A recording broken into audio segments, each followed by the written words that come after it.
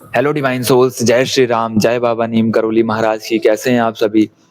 यार, आज मैं उन लोगों पे बात करूंगा जो लोग पढ़ाई वगैरह कर रहे होते हैं और उनके जीवन में अचानक से क्या होता है। जैसे मान लीजिए कि ये सपोज करो कि आप अपने करियर में फोकस थे, ठीक। आप अपने जीवन को लेके बहुत ज्यादा सीरियस थे, फोकस थे, अपनी पढ़ाई कर रहे थे, तैयारी कर रहे थे। बट उसी बीच में उनके साथ कुछ ऐसा होता है जो उन्होंने कभी सोचा भी नहीं था। जैसे उनके जीवन में कोई ऐसा लड़का आ गया, अगर कोई लड़की है, अगर कोई लड़का है तो उसके जीवन में कोई ऐसी लड़की आ गई, कोई ऐसी सिचुएशन घटना घट गई जो उनको अंदर से बहुत ज्यादा जो है, अंदर से ही उनको एक केओस दे दिया। मतलब क्या होता है कि जब ऐसे समय पे जब हम सबसे ज्यादा सीरियस होते हैं अपने करियर को लेके, वैसे टाइम पे एक ऐसा पर्सन की एंट्री हो जाती है जिससे हमारा बहुत ज्यादा अट्रैक्शन इंटेंस होता है, बहुत ज्यादा लगाव होता है। और अचानक से जो है हमारा फोकस टूटने लगता है इन सब चीजों से। हमारा मन जो है इधर से बिखरने लगता है। और उस समय पे हम हमारे अंदर एक जंग छिड़ जाती है। हमारे अंदर एक जंग छिड़ जाती है कि यार अब हम अपने करियर पे फोकस करें कि इस पर्सन पे फोकस करें, क्योंकि अब हमारा फोकस वहां पे शिफ्ट हो रहा है। तो क्या होता है कि उनके अंदर अब एक नई जंग शुरू हो गई। एक ऑलरेडी वो लोग अपना बर्डन लेके चल रहे थे करियर का, जॉब का। अब अगेन यहाँ पे जो है एक नया आ गया, उनकी इमोशंस। अब उनकी इमोशंस सरफेस पे आने शुरू हो जाते हैं। मतलब ऐसा लगता है कि यार अब क्या करें, अब क्या करना चाहिए। और सिचुएशन भी ऐसी होती है कि कोई कहीं से भी परिस्थिति सही नहीं दिखती है। मतलब हर जगह से आपको आधा अधूरा लगेगा अपना जीवन। अगर आप करियर में होगे तो करियर आपका अधूरा होगा। और अगर कोई पर्सन आपके जीवन में एंट्री लिया तो उससे शादी करने में भी इतनी सारी बाधाएं आएंगी, इतने सारे चैलेंजेस आ जाते हैं कि आपको लगता है कि ना वो पॉसिबल हो पाएगा, ना वो पॉसिबल हो पाता है। ठीक है। तब पहली बार आपके जीवन में क्या होगा, आपके जीवन में अध्यात्म एंट्री लेती है। पहली बार आप भक्ति मार्ग से जुड़ते हो। पहली बार आपके जीवन में वो बदलाव आते हैं जो शायद कभी आपने उससे पहले वो बदलाव नहीं देखा होगा।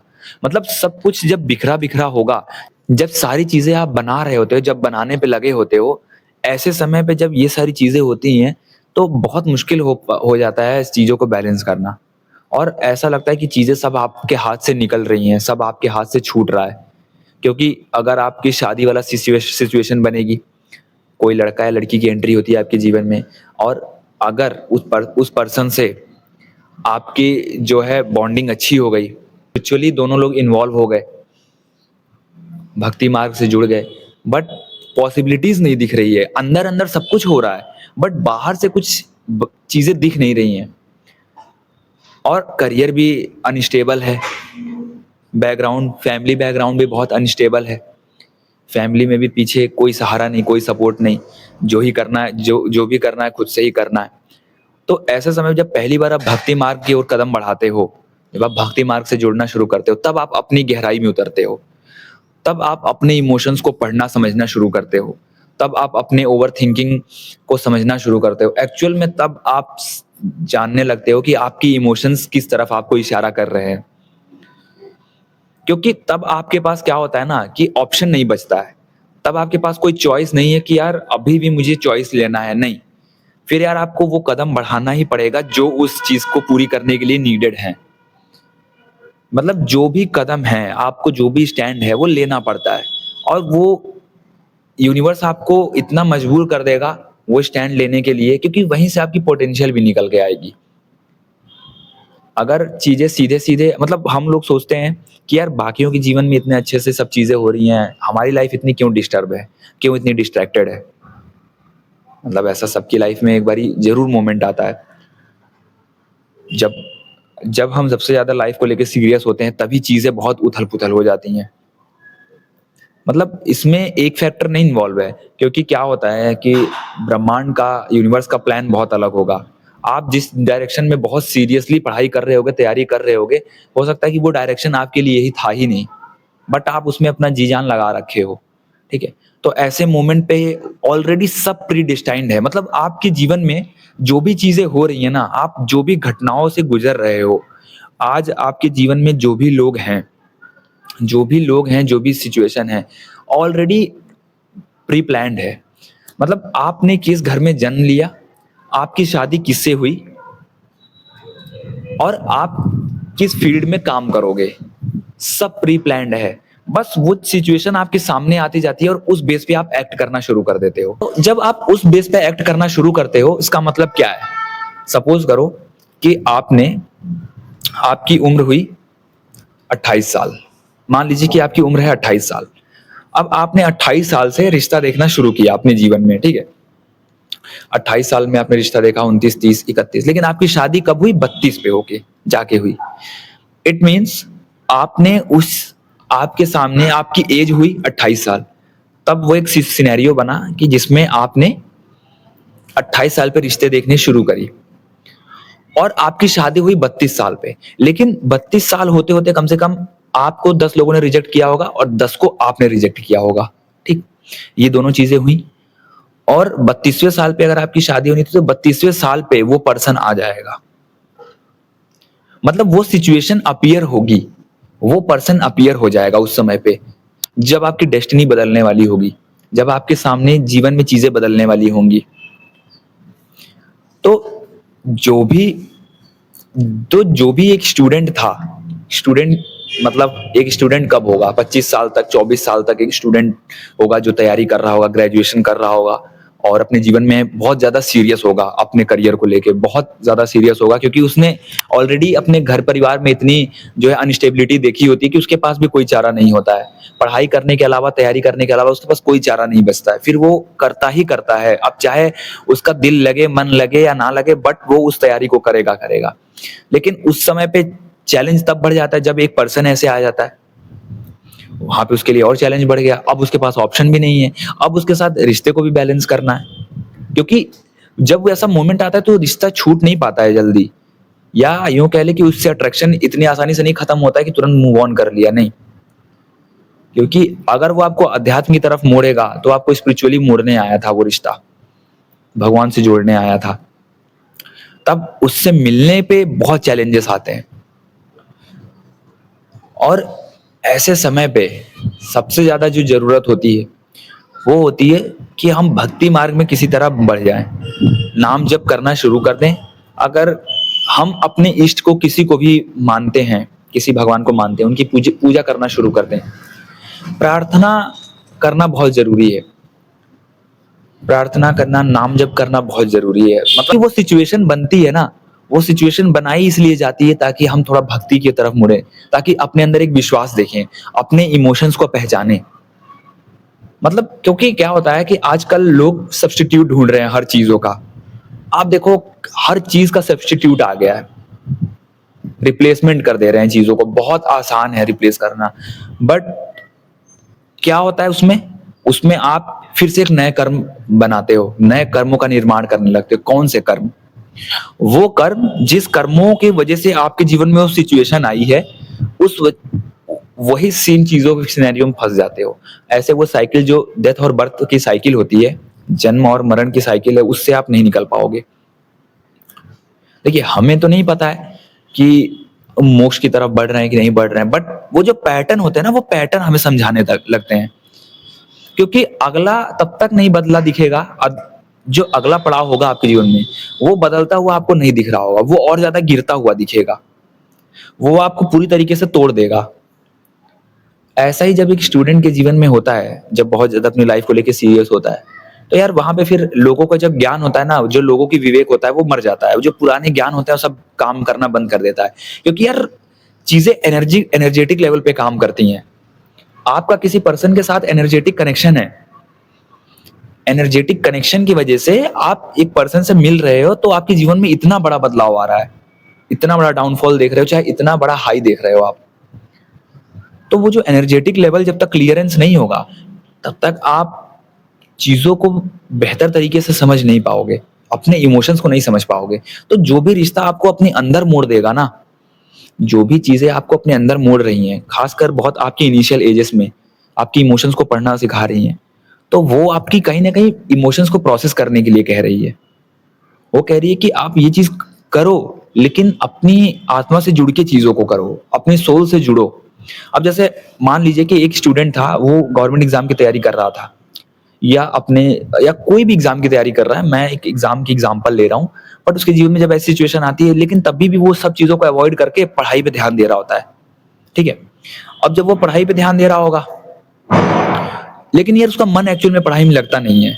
मतलब मैं आपको बताऊं कि जब भी किसी इंसान के जीवन में एक दूसरा इंसान एंट्री लेता है, अगर अपोजिट जेंडर का एंट्री लेता है, चाहे लड़की के जीवन में लड़का आ गया, लड़के लड़के के जीवन में लड़की आ गई, तो यार उसका फिर दिमाग ध्यान वहां से हट जाएगा। बट वहां पे दो रास्ते होंगे, रास्ता तो वैसे एक भी नहीं होगा, बट क्या होगा, दो रास्ते होगा। या तो उस इंसान के साथ प्रॉपर हम उस मार्ग में अग्रसर हो लें, और दूसरा रास्ता हम क्या करते हैं, खुद बनाते हैं। रास्ता तो नहीं होता है उस समय पे, दूसरा रास्ता हम क्या बनाते हैं कि यार हम सब चीजों को अवॉइड करके वापस से उस चीज में लग जाते हैं। और वहां पे यार क्या होता है, हम डिस्ट्रैक्ट कर रहे होते हैं खुद को।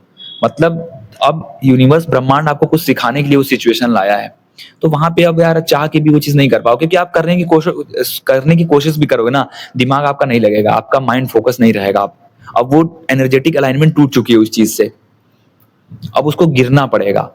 तो जब वो गिरती है तब नई चीजों का निर्माण होगा। तो जब नया निर्माण करोगे आप ना, तो नया वो निर्माण सिर्फ आपके या समाज के लेवल पे नहीं होगा, वो ब्रह्मांड आपको एक नजरिया देगा, एक रास्ता दिखाएगा, और वही रास्ता आपको बेहतरी की तरफ बढ़ाएगा। लेकिन उससे पहले ये सब चीजें होती हैं, बहुत ज्यादा नेगेटिव होता है एक स्टूडेंट, एक जो भी 25 साल का 30 साल का जो भी एक बंदा है, एक्चुअली ये सबके साथ होता है। बट मैं इसको एक एज वाइज क्यों ले रहा हूँ, क्योंकि जो लोग इस एज में हैं वो लोग परेशान रहते हैं कि हमारे साथ तो ऐसा हो गया, हमारे जीवन में लड़का आया, इससे हमारा अट्रैक्शन हुआ, बट फिर वो अगेन इधर उधर भटक गया, अब हमारा भी फोकस बिगड़ गया। नहीं, आप देखो कि आपका मार्ग किस तरफ जा रहा है, मतलब आपका मार्ग सही होना चाहिए। सही मार्ग की पहचान कैसे होगी, सबसे पहला पहचान यही होगा ना कि जब भी कोई ऐसा रिश्ता आपके जीवन में एंट्री लेगा, वो आपको खुद से जोड़ेगा, भक्ति से जोड़ देगा, नाम जप मार्ग में आपको ले ही जाएगा। मतलब आपका विश्वास दृढ़ हो जाएगा कि भगवान की तरफ आपको बढ़ना ही बढ़ना है।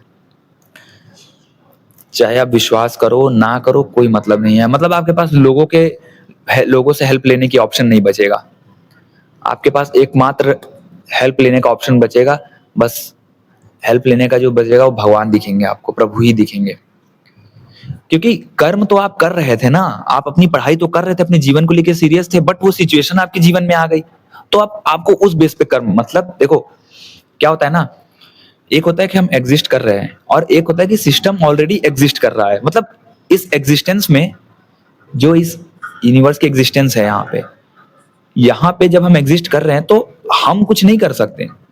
हम क्या है, एक मीडियम है, उस मीडियम के थ्रू चीजें हो रही हैं। मतलब आपके जीवन में आपके पूर्व जन्मों के, मतलब पास्ट के कर्मों के हिसाब से आपके जीवन में सिचुएशन आएगी, और वो सिचुएशन दो ही वेज में आती है। एक आपको पूरा प्रॉपर नेगेटिव वे में ले जाएगी, प्रॉपर आपको क्या करेगी, मांसाहार बना देगी, शराबी बना देगी, जुआरी बना देगी, ठीक है, गलत संगत में पड़ जाओगे, ठीक है। एक आएगा कि सब जगह से काट के आपको खुद पे फोकस करवा देगा, भक्ति में मार्ग में डाल देगा आपको, वहां फोकस के साथ आप आगे बढ़ जाओगे। दो ही सिचुएशन होगी, किसी भी सिचुएशन का दो ही पॉइंट होगा, ठीक है। बट जो पॉजिटिव सिचुएशन होगा वो भी तब बिखरा हुआ दिखता है, नेगेटिव दिख रहा होता है। क्यों? क्योंकि उसमें हमारे इमोशंस को चैलेंज कर रही होती है वो सिचुएशन, सोसाइटी के डर को चैलेंज कर रही होती है, परिवार के डर को चैलेंज कर रही होती है, खुद की डर को चैलेंज करती है वो, इसीलिए वो उस समय पे बहुत नेगेटिव दिख रहा होता है। अब क्या होता है ना कि जब एक स्टूडेंट, देखो अब मैं स्टूडेंट क्यों बोल रहा हूं, क्योंकि वो उस समय पे स्टूडेंट में ही होता है, उसको अपने अंदर एक डर रहता है कि यार मेरा तो अभी करियर भी स्टेबल नहीं हुआ, और मैं तो बड़ा सीरियस था अपनी लाइफ को, फिर ये क्यों हो रहा है मेरे जीवन में, मैं तो ऐसा चाहता नहीं था। आप नहीं चाहते थे, फिर भी वो चीजें हो रही होती हैं, और उसका कंट्रोल आपके हाथ में होगा ही नहीं। मतलब आपका कंट्रोल उस चीज से छूट जाएगा, प्रॉपर आपका कंट्रोल छूट जाएगा, आप एक सरेंडर मोड में ही आपको जाना पड़ेगा। और हम बहुत ज्यादा अगर उसको रेजिस्ट करते हैं, बहुत ज्यादा अवॉइडेंस में रहते हैं ना, तो हम अपने अंदर पेन क्रिएट कर रहे होते हैं, अपने अंदर बहुत ज्यादा पेन से डील करना पड़ता है हमें। और प्रभु भक्ति या जो भगवान है वो यही चाहते हैं कि जब ऐसा सिचुएशन हमारे जीवन में आए तो प्रॉपर उनकी तरफ बढ़ जाए, लेकिन उनकी तरफ बढ़ने में भी बहुत रुकावटें होती हैं। मतलब बात ये है कि कुल मिला के जो हम पाथ को फॉलो कर रहे होते हैं, उस पाथ से बिल्कुल अलग पाथ होता है वो।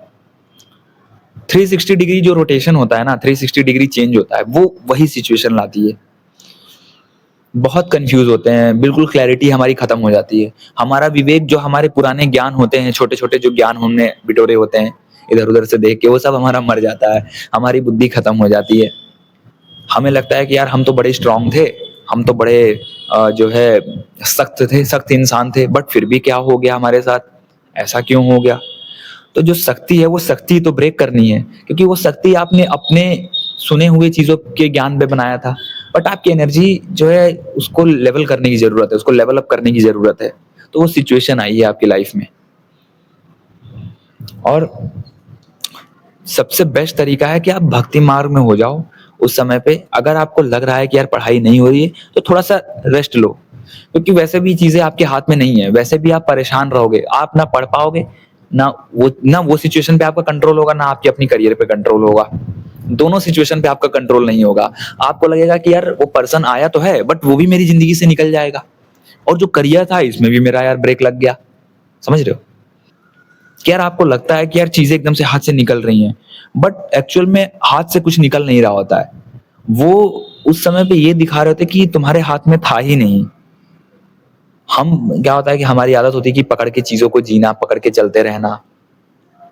हमें लगता है कि यार हमारे हाथ में हैं चीज़ें, हम लोग कर रहे थे, हम यार अच्छा खासा तो कर रहे थे, अपने करियर में आगे थे। मुझे बहुत लगता था, अभी भी लगता है कि यार अच्छा खासा तो कर रहा था, फिर एकदम से चीज़ें क्यों बदली, क्यों ऐसा होता है?